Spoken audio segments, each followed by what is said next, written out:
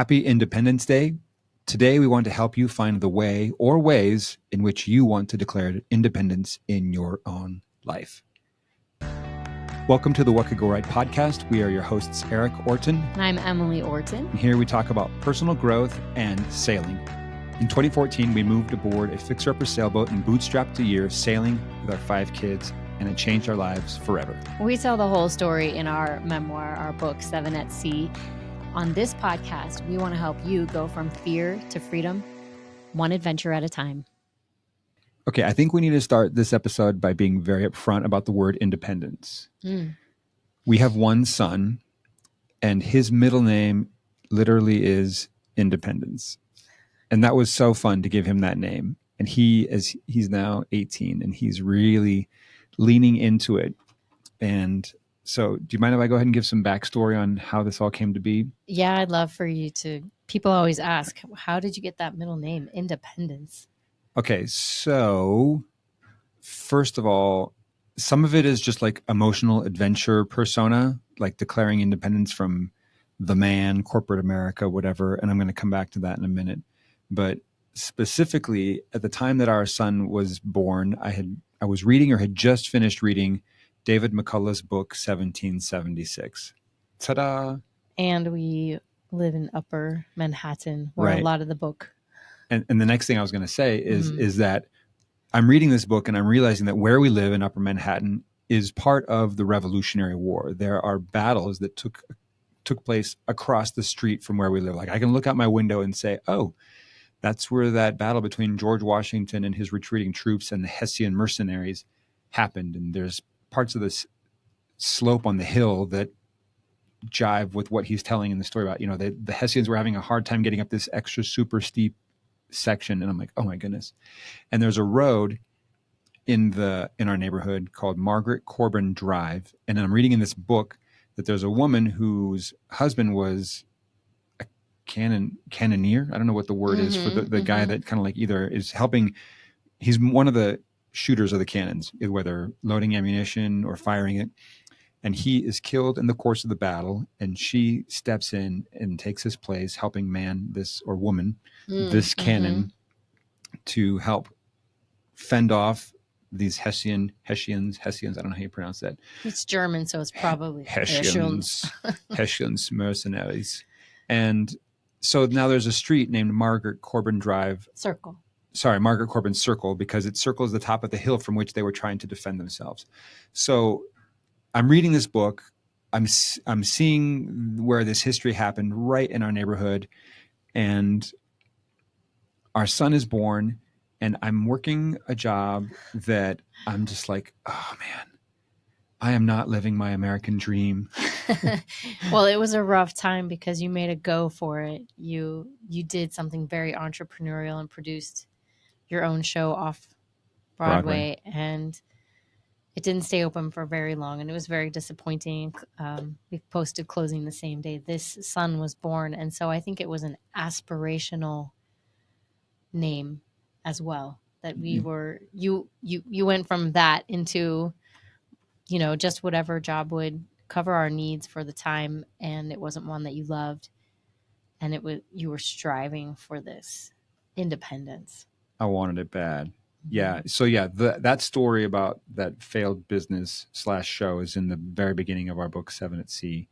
I don't know. I can't remember how much detail we go into there, but yeah, Emily's holding it up for you YouTube viewers. I think you go into some detail. There's some detail. And I remember this was actually writing this book was the first time that I talked about it publicly, which was very therapeutic for me because it was quite traumatic and embarrassing and humiliating and all those things. So yeah, that's when I was coming from a place of feeling trapped. I was feeling sort of oppressed by the king and overtaxed, as it were. I'm gonna run with this metaphor. And so as this new child came into our family, I was just filled with this idea of independence, of wanting to be independent of whether it was a job or financial constraints or just the freedom of the ocean or whatever it was. I don't even know if we started. Express yourself creatively. Yeah, we hadn't even thought about sailing at that point. Yeah, we weren't even taking sailing lessons. So it was pre-sailing. Yeah. But it was like independent somehow. And so he was born in December. He was, right? I'm here to like. Oh, I was like, I'm pretty sure he was born in December. Yeah, Lily was born in December, Oh, but wait, no, he Eli was was in born in November. November. Sorry. Yeah, yeah. Sorry, we have this one daughter, Lily, and she tells us almost every day that her birthday's coming up pretty soon in December, no matter what day of the year it is.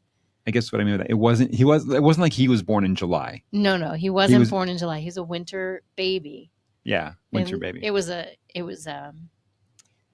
cold, dreary season of the year, and it was a cold, dreary season in our life, and we had this hope that was kindling inside this desire for greater independence. And I mean, I think, who can relate? Can you relate to that? That's actually what I want to talk about. I want to talk to you, dear listener, about where you might be, because as much as you might want to hear our story, I'm more interested in your story, because I'm guessing that in some way in your life, you also are striving for independence of a sort. I don't think we're looking for independence. Like, we don't want to just cut everything away, cut. Like, go live by myself on an island. Maybe you do want that. Maybe. I don't think we're talking about, monkish removal from society. But I think that there's, whether it's, like I said, independence from a job that is not satisfying, or a financial situation, or just wanting to, adventure out from the town where you've always lived. I don't know what it's going to mean for you, but I just want you to think for a second about what independence might look like, an added degree of independence might look like in your life. Because in North America, the American colonies, as they were fighting for independence, they were feeling oppressed in some way, I guess. Mm-hmm. And is there a way? I'm not trying to get you to make something up, but if you're feeling some kind of oppression in your life, or something that you want to be out from underneath, maybe just take this as your invitation to declare independence, whatever that might look like for you. Yeah, and it could even include just from a way of seeing things. One of the things that was hardest for us when we did go on this journey to live on a sailboat for a year with our family was, both of us, we each had to see ourselves in a new way. We had to become free from the constraints of the stories we were telling ourselves about ourselves. For Eric, it was that sailing was for other people. And for me, it was that deep water is scary. And changing those, breaking free from those old belief systems gave us increased independence, increased freedom. And yeah, I think when we're talking about independence and freedom, we really mean the ability to do things, to make things happen, and on your own terms. And it might include working with other people. Like Stephen Covey talks about, you have to have independence first, and then you can level up to interdependence, where you collaborate with others on common goals. So there's two things. Yeah. And I want to make sure that I appreciate you mentioning interdependence, because I don't think it's all just about cutting ties with people in our lives and just being, no man is an island. We're all going to connect with other people, and that's how we're going to make the best stuff happen in our lives. So I'd love to talk about two things. One, about sort of the slow, gradual adventure that led from this moment of our son being born and naming him Independence, and sort of declaring an independence of some sort in our lives, the gradual process between that and us moving on a sailboat. But I also kind of want to talk about this one story that planted a seed in my mind. And I can't remember exactly when I read it, but it's from Timothy Ferriss's 4-Hour Workweek. Do you want to start with Tim Ferriss? What do you think would be the better order? Yeah, if that planted the seed in your mind, or if you were in the middle of this dark and dreary season of life, and then that idea came to you, that story inspired you. Well, I read this book somewhere, because this all happened between 2008 and 2014 in our lives. And so it was over a 6-year period. And this book, The 4-Hour Workweek by Timothy Ferriss, is a great book. So I'm definitely going to recommend it. If you haven't read it, read it, because it shifted my mindset a ton in terms of what was possible. And so my referral would be our neighbor had it. She recommended it. I asked to borrow it from her. And then I started underlining in it because it was so impactful. And I bought her a new copy. Yeah, we just said, we'll just replace We'll yours. just replace yours. Like, I can't wait to take note of this. All right, so I'm going to tell this story. Maybe I'll come back to it. And then I want to talk about the gradual process of kind of how we declared independence.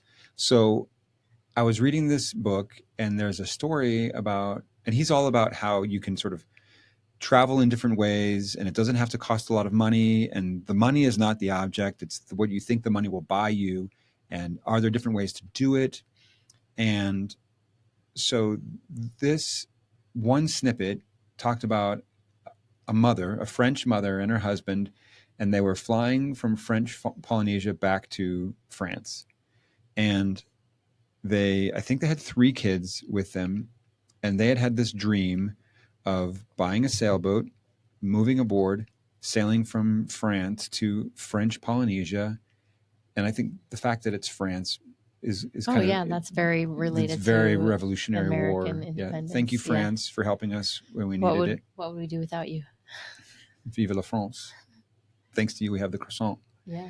So, and many other things. So the story was that they had, quit their jobs and bought this sailboat, and with their 3 young kids, I think it was 3 kids, moved aboard and sailed from France to French Polynesia. And then the plan was that when they got to French Polynesia, I think they spent a year or maybe even 2 years doing it. They got to French Polynesia and they sold their boat, and then they got on a plane and flew home. And something switched in my brain, and I was like, and the story is shortened, like, she was counting how many kids she left with, how many kids she was coming back with, and the fact that they were all still alive and traveling together, that was a success, But I also thought, oh man, this is one way to do it. You can buy a sailboat, do the trip, and then sell the boat. It doesn't have to be a forever thing. Mm-hmm. You don't have to buy a sailboat and then just own it forever and take care of and maintain a boat. And that you don't even have to finish where you start. You can just do a one-way trip. And the whole thing, and this is the thing that I remember, is that the trip kind of paid for itself. Like, they lived cheaply and they sold the boat, and they were I think they were actually able to sell it for more in French Polynesia than they bought it for in France. And anyway, now I'm getting into the weeds of it a little bit, but the point is, it articulated a possible scenario that my mind went to work on. And in some way, I just thought, man, that is a beautiful kind of independence that I would like to enjoy. And that's actually what we did. We bought our sailboat. We bought it. We kind of did the reverse. We bought it. We flew to where the boat was, and we moved aboard. And then we sailed it home. And then we didn't actually sell it right away. We ended up renting it out to some friends who took their kids out for half a year. But then we sold it, and we sold it for what we bought it for, which I think is significant. Mm-hmm. Even though we'd put some work and invested into some improvements, and we had some fees, and we had, and maybe we'll talk about the process of selling the boat in this episode. I'm not sure. But the point being that it cost a lot less than I thought it would, because we did it the same way this family did. And the money wasn't the goal. The money was we wanted the money to buy the boat, but there was a way to make it happen quicker than we thought possible, because we weren't keeping the boat once we were done. We sold it, and we sold it at break even. And I'm like, man, that worked out nicely. We subtracted the cost of the boat from our sailing trip. So it was just the cost of food and gas, which you're going to pay always anyway. Entertainment, along the way. All right. So anything else about that story that I should be delving into, or that you want to comment on? Well, I think what I love about what you're sharing is this idea that it's a refrain from a famous song, but free your mind and the rest will follow. I think you should sing that. Free your mind and the rest will follow. Anyway, you didn't even realize that those blinders were on until you saw someone do it a way that was different than you expected. Yeah. Baby. Those were invisible blinders to you. And then when someone did it differently, you immediately were liberated because you knew it was possible to do it in this other way. And you said, that's how I want to do it. That's how we're going to do it. Yeah. And so that, yeah, I just think that it was your mind that was freed up to realize, oh, this doesn't have to be forever. It doesn't have to, I don't have to buy this boat and pay it off. I can get it financed, get out there, turn it around, and resell it. And now I get to have this experience much faster. Totally. Can I tell another experience where I freed my mind, as it were? Yeah. I think every time I say that, you should say, free your mind. I forget how the riff goes. Anyway, so I was working this corporate job after my business failed. I was just trying to recover financially. And after a while, I'd been there long enough that I'd made friends with a couple of people that I worked with. And one of the guys was named Pavel. Oh, yeah. Love you, Pavel. Pavel was from the Czech Republic, and he'd come to the U.S., and he was a dancer and a choreographer. But we all worked this bank job. This was like, I always joke that it was like the graveyard for artists trying to struggle to survive. And so there was a bunch of artists. We were filmmakers, theater producers, dancers, choreographers. And Pavel was a very skilled and accomplished dancer and choreographer, and he had his own dance troupe. And I can't remember if it was before or after he left, but he was gone for like 2 months. And then he came back. And I was like, where'd you go, buddy? Because nobody really talked about it. He just disappeared, and then he came back. And he's like, oh, well, I went on tour with my dance troupe. I was like, what? How did we get 2 weeks of vacation? How did you disappear for 2 months? And he said, I took a leave of absence. I was like, tell me more. He said, yeah, I took a leave of absence, and they didn't pay me while I was gone, but I was able to keep continuity with my medical and dental benefits and all that. And then I had a job waiting for me when I came back, because we were doing hourly work. We were very replaceable, interchangeable. There wasn't anything really special about most of us in this temp job that I was working. And so he was able to sort of slip away. Everything got covered while he was gone. He toured Europe with his dance troupe, I think, and then came back and picked up right where he left off. And I was like, oh my word, that's my new favorite thing. And so, like you said, I just realized, oh, I just saw somebody do it a different way. Can I do it that way? And that's when we started to act on our quest for independence, because I was working on a project that it was a film project. It was a musical that I'd written that was going to be shot for television. And I was getting paid something, but it wasn't enough to like, hey, quit your job and go do this thing. Mm. And I just thought, I don't want to miss this. It's going to be a very cool experience. And I want to be there. And I'd love it if my family could be there. And so, am I telling this in the right order? I just feel like that within not very many months after Pavel told you his story, you had figured out a way to take a leave of absence and do your own project. Yeah, because there were two things going on. So there was this, I'll just tell the story, then I want to come back to Cape Cod. I want to come to Columbus, yeah. You want to come? Okay. All right. Cape Cod and Columbus. Boy, we're going to cover a lot of territory in this episode. So, yeah, I wanted to go do this project, and because they were going to be filming for about 3 to 4 week period. At least I wanted to be there for 4 weeks. I think the actual filming was maybe 2 weeks, but there was some rehearsal before that and then some post-production stuff afterwards. But I wanted to be there for all of it and they had you rewriting stuff or writing new stuff. So. I mean, how cool is it when you write a musical and it gets shot for television? So I wanted to be there. So I took a page out of Pavel's game book and I requested a leave of absence, and I said I'd be gone for 8 weeks. I was kind of like following his cues, and I was like, I want to do what Pavel did.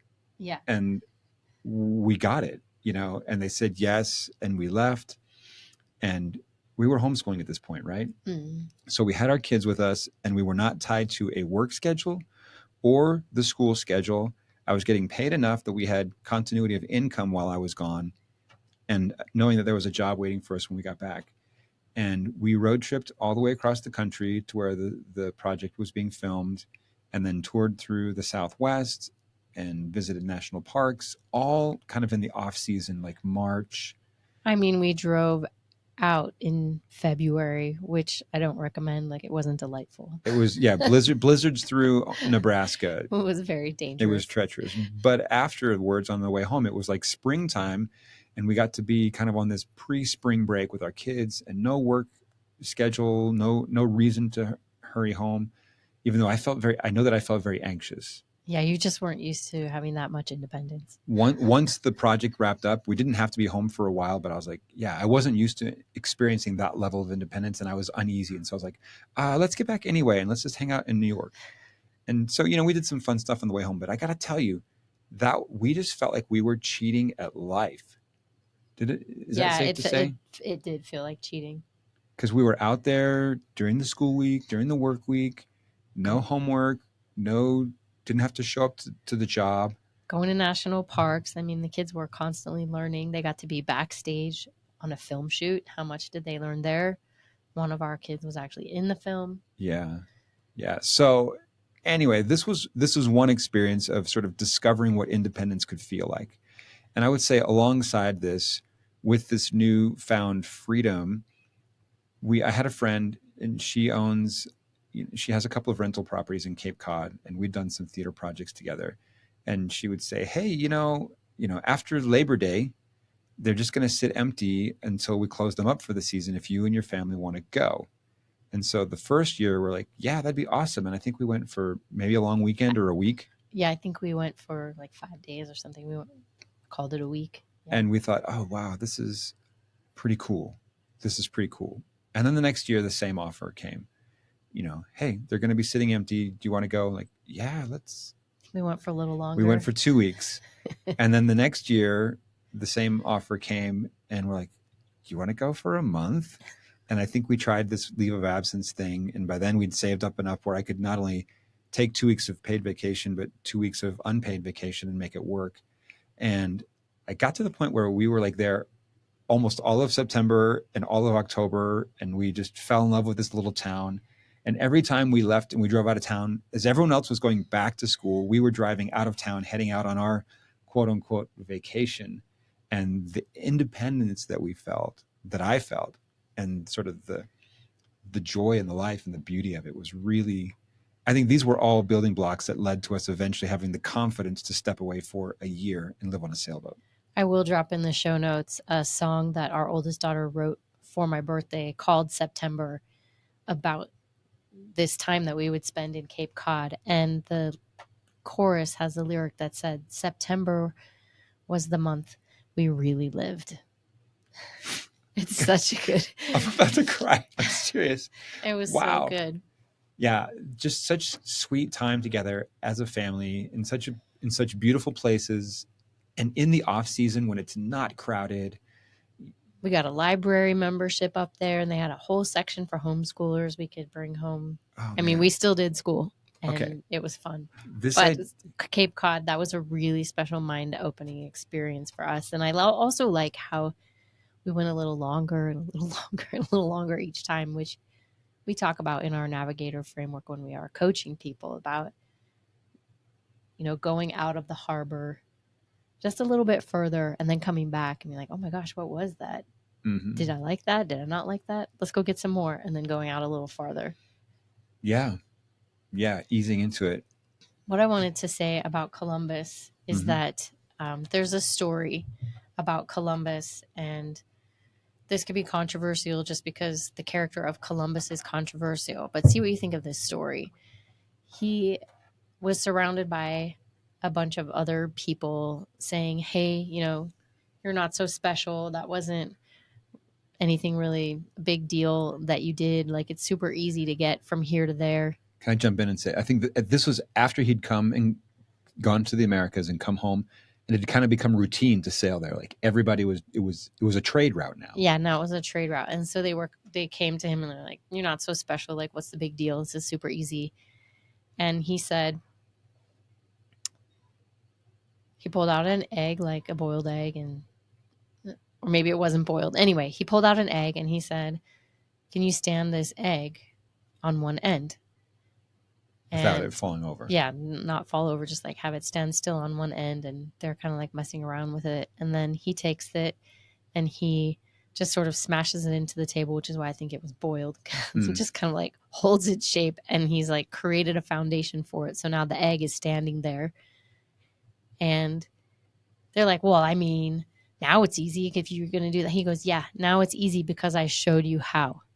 But it's never easy the first time. And so sometimes we've had people show us how, or spark an idea of how that could apply to our life. That's the whole reason we wrote our book 7 at Sea, was because other people's stories had inspired us to discover greater independence, greater freedom for ourselves, whether it's the way we thought about things or how we were able to move through the world. And we tell the stories now here on this podcast because that's what we want for you. We just hope so much that some idea that we share will spark in you a new way of thinking about something that opens up more freedom.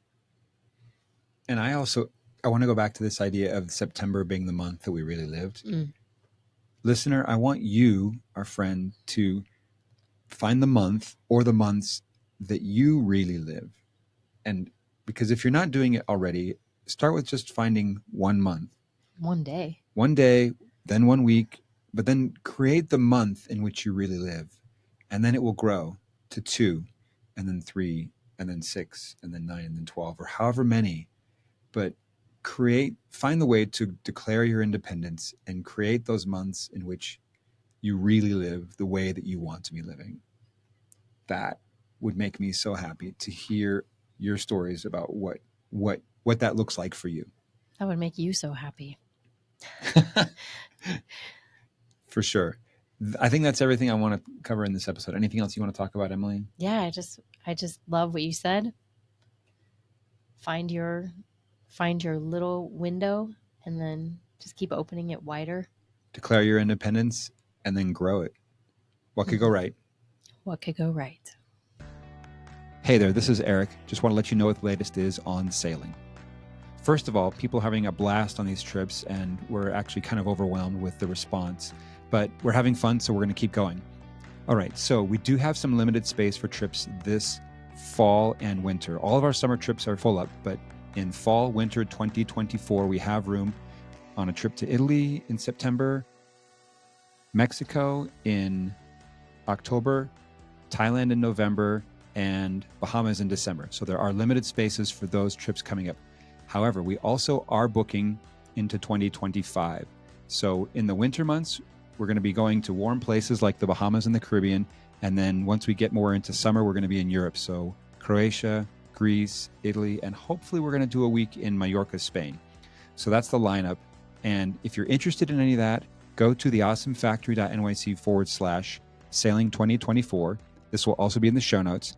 You can also email us at hello@theawesomefactory.nyc. So go to the show notes. The link is theawesomefactory.nyc/sailing 2024. Even though we're talking about trips into the future in 2025, you can also email us at hello@theawesomefactory.nyc. Would love to welcome you aboard.